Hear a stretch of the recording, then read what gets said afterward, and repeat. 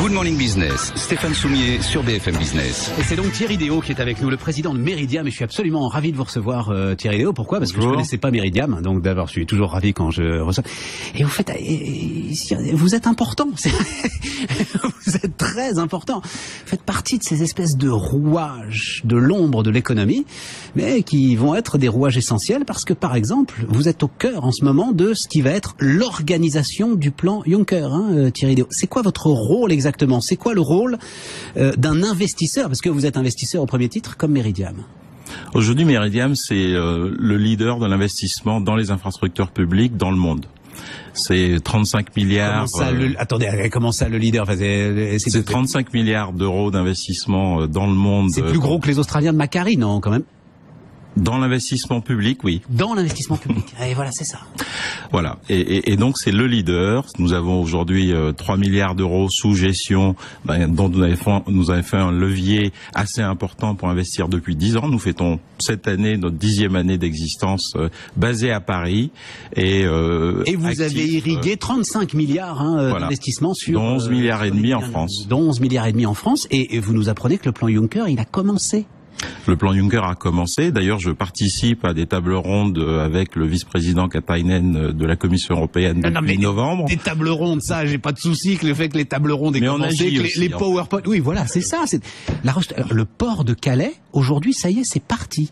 C'est l'un des projets qui a été proposé par la France pour le plan Juncker et qui est parti. Il a été signé, le contrat a été signé récemment. Il est en cours de financement et c'est donc parti. Mais alors attendez, parce que je veux comprendre justement. Ça veut dire quoi le contrat a été signé, d'où va venir l'argent, quand est-ce qu'il sera sur le terrain et au bout de combien de temps est-ce qu'on voit les grues, les chantiers et l'ensemble de ce qui doit faire la croissance commencer ? C'est quoi le rétro-planning, si j'ose dire ? Alors d'abord, le plan Juncker, c'est pas un guichet à subvention. Donc l'argent, pour être très clair aujourd'hui, il est plutôt en abondance et avec une véritable volonté comme la nôtre d'investir dans les infrastructures publiques.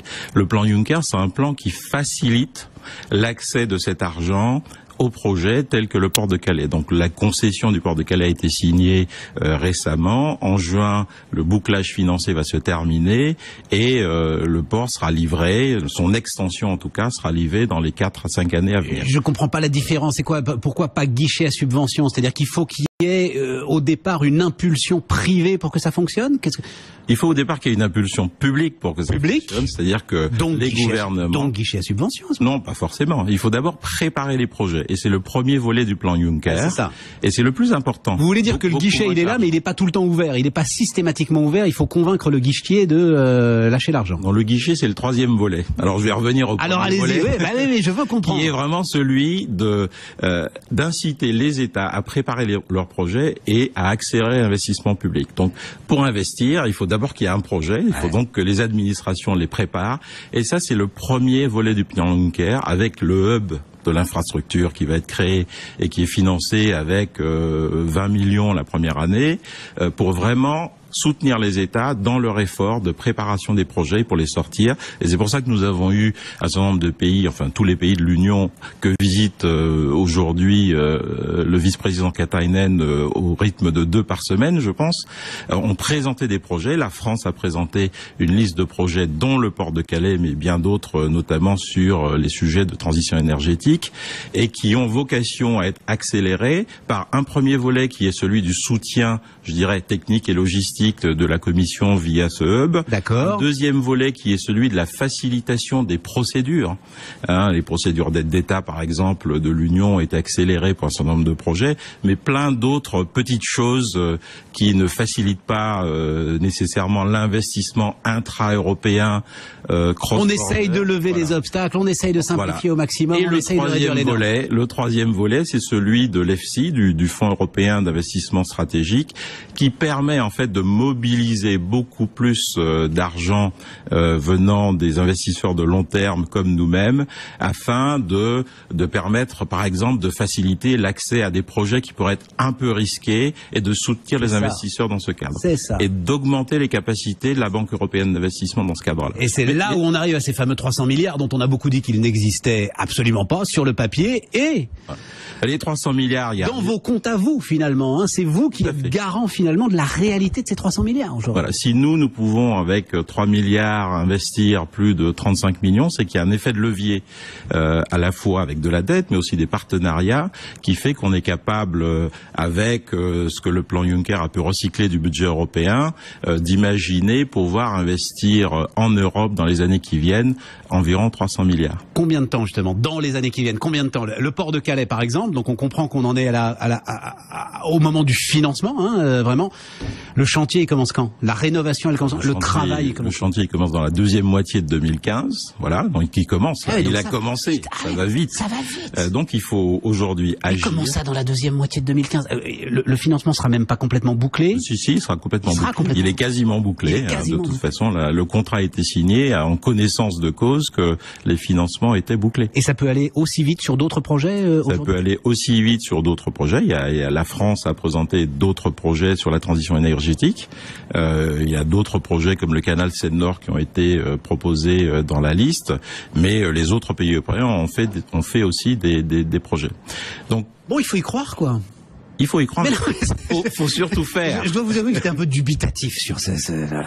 Écoutez, aujourd'hui, ce qui sort de la Commission européenne, de toute façon, on est un peu dubitatif parce que nous, on n'est pas au cœur de l'ensemble de cette institution comme vous l'êtes, vous, et on a tort d'être dubitatif. Non, mais c'est le dialogue entre l'impulsion privée et l'impulsion publique qui permet de faire des choses. Bon, ça fait 10 ans qu'on réalise des choses. Si aujourd'hui on est un leader mondial, c'est que par exemple aux États-Unis, on a été l'un des premiers à financer ce type d'infrastructure en partenariat public-privé. D'ailleurs, le président Obama a choisi l'un de nos projets, qui est d'ailleurs une réussite technique française, puisque le port de Miami dont je parle a été construit par la société Bouygues et financé par Meridiam, mais il l'a choisi pour être l'un des tout premiers projets pour lancer son plan de relance. Une question et une réponse rapide. On sort d'une séquence compliquée sur les autoroutes, là. Est-ce que ça fait pas réfléchir les investisseurs internationaux? Tout à fait, mais je pense que les investisseurs ont confiance dans la parole de la France et si elle la respecte, tout ira bien. Ça n'a pas été trop abîmé par tout ce qui s'est joué sur les autoroutes, là. Alors il faut éviter de trop parler, il faut juste respecter la parole et le contrat, et je pense que tout ira bien. Thierry Déaut, le président de Meridiam sur BFM Business ce matin.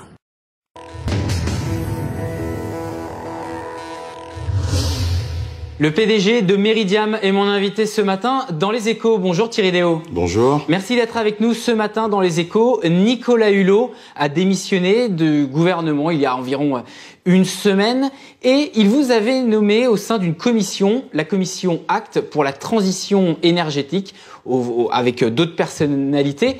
Et l'objectif, c'était d'établir un Green New Deal, c'est-à-dire de concilier finalement le monde de l'entreprise, de l'économie, avec la lutte contre le changement climatique. Ce Green New Deal est-il aujourd'hui menacé, Thierry Déaut?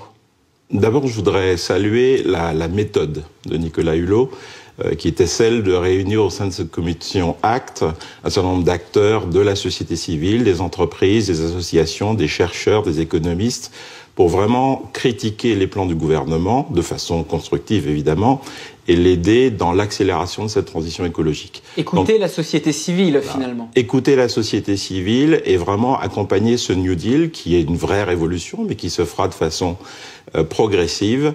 Et pour ça, je pense que le ministre ou la ministre qui lui succédera aura au moins des outils pour continuer à avancer dans cette direction. Et je voudrais aussi en profiter pour vous présenter un peu ce que fait Meridiam par rapport à cette transition écologique. Parce que Meridiam, aujourd'hui, c'est un investisseur de très long terme. Et depuis 2005, on investit sur des durées de 25 ans dans les projets d'infrastructure, en les construisant nous-mêmes, en les fabriquant et les développant nous-mêmes. Nous sommes même en fait des ingénieurs financiers, si on peut l'appeler comme ça, et des infrastructures importantes pour la vie de tous les jours. Et en particulier, la transition écologique a été depuis 5 ans l'axe de développement fort de Meridiam, à la fois en France, mais aussi dans les autres géographies. Alors justement, on va revenir sur Meridiam. Dans les grandes lignes, c'est une société d'investissement dans les infrastructures. On va revenir sur les domaines d'activité dans lesquels vous misez. Mais avant ça, on reproche souvent au secteur de la finance de ne réfléchir ou de ne voir qu'à court terme, Or, vous faites de l'investissement dans les infrastructures, c'est-à-dire dans le très long terme. Comment ça marche et comment se fait la transition, l'opération? Depuis 10 ans, les investisseurs institutionnels ont beaucoup changé. Ils se sont beaucoup préoccupés au très long terme et en fait, je pense que le grand public ne le sait pas forcément, mais nos investisseurs s'engagent sur des durées de 25 ans, sur des durées de 40 ans dans des projets d'infrastructure en étant très patients. Donc il faut vraiment réhabiliter quelque part l'idée des fonds de pension qui sont en fait des gens qui gèrent la retraite à très long terme de pensionnés, de petits pensionnés, et qui ont à cœur d'investir dans des choses réelles, dans des choses durables, et l'infrastructure en particulier répond à ce besoin. Alors, Meridiam, c'est en tout 7 fonds d'investissement, 6,2 milliards d'euros d'actifs sous gestion. Alors si, par exemple, on devait détailler ce que vous faites, vous rénovez par exemple des aéroports comme la Guardia à New York ou à Madagascar, vous investissez également dans l'éolien, dans le solaire, également dans le ferroviaire, c'est très dense. Quel est aujourd'hui le panorama de vos investissements ? Alors notre idée, c'est d'investir dans des infrastructures qui améliorent la vie et le quotidien des gens. Donc la mobilité durable, le transport. On transporte par exemple 1 million de passagers par jour. On produit du gaz, du biogaz. Avec un accord qu'il y a eu avec Evergaz, justement, au mois d'avril. Pour développer une plateforme européenne pour être capable de participer à cette partie de l'économie circulaire qui est le gaz. Mais Meridiam, c'est aussi, à travers ces 6,2 milliards de fonds sous gestion, 70 milliards de fonds mobilisés au sein de projets. Donc aujourd'hui, on a 70 projets à travers le monde, dans tous ces secteurs que vous avez mentionnés, mais c'est aussi la santé publique, parce qu'on sert aujourd'hui à travers les hôpitaux qu'on a construits et développés 1 million de personnes. Et c'est aussi le transport, c'est l'énergie propre. Et parmi toutes ces activités, quelles sont les zones géographiques dans lesquelles vous investissez et lesquelles tirent aujourd'hui la croissance dans les infrastructures? Alors nous avons historiquement commencé en Europe, avec Paris qui est le cœur stratégique de Meridiam, et développé ensuite un hub aux États-Unis à New York, donc qui couvre les Amériques, à la fois l'Amérique du Nord et l'Amérique du Sud. Et puis notre dernier pôle de croissance a été, et qui continue d'être celui qui est le plus fort, l'Afrique, avec justement un accompagnement des objectifs de développement durable des pays africains, notamment en matière d'énergie, mais aussi en matière de transport et autres services publics essentiels qui leur permettent d'atteindre ces objectifs.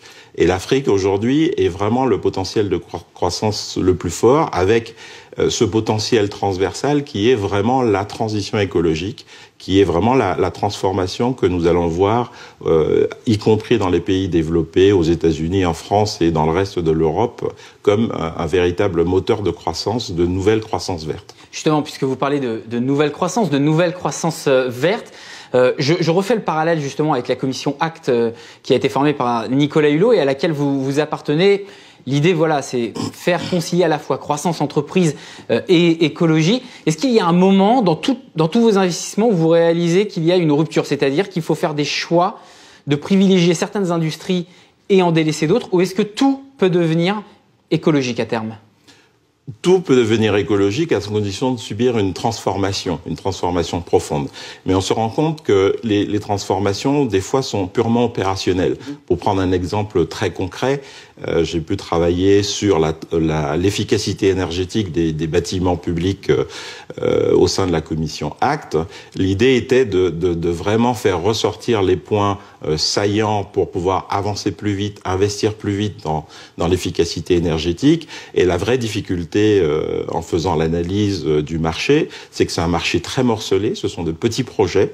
Donc aujourd'hui, la formation pour augmenter les capacités intellectuelles et techniques pour pouvoir gérer ces petits projets, la massification, parce que pour pouvoir y investir, il faut pouvoir rassembler un peu tous les petits projets et l'accélération des procédures pour faire ces projets sont les points clés qui sont ressortis de ces choses-là. Et cette transformation peut être radicale en matière d'investissement dans l'efficacité énergétique, mais en même temps n'apparaît pas comme ça, comme une révolution. Juste un dernier mot, nous sommes lundi, le remaniement devrait avoir lieu d'ici mardi. Qu'attendez-vous du ou de la nouvelle ministre de la Transition écologique et solidaire ? un ministre ou une ministre qui puisse porter le même message que Nicolas Hulot, c'est-à-dire s'engager dans un dialogue public-privé avec la société civile pour réussir la transition énergétique. Merci Thierry Déaut d'avoir été mon invité ce matin dans Les Échos. Je rappelle, PDG de la société d'investissement dans les infrastructures Meridiam.